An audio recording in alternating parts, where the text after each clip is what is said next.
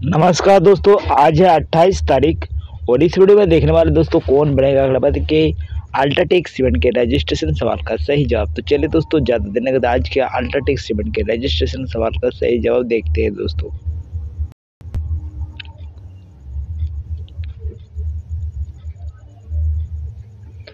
तो देखिए दोस्तों, आज का जो सवाल पूछा है, स्वामी विवेकानंद के जन्म नाम क्या है।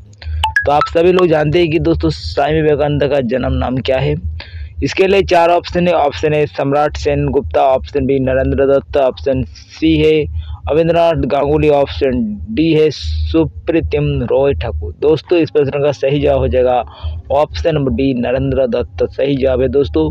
स्वामी विवेकानंद का जन्म का नाम मैंने छोटा बच्चा जब था दोस्तों, इसको नरेंद्र नाम से जाना जाता था। तो दोस्तों इस प्रश्न का सही जवाब हो जाएगा ऑप्शन नंबर बी।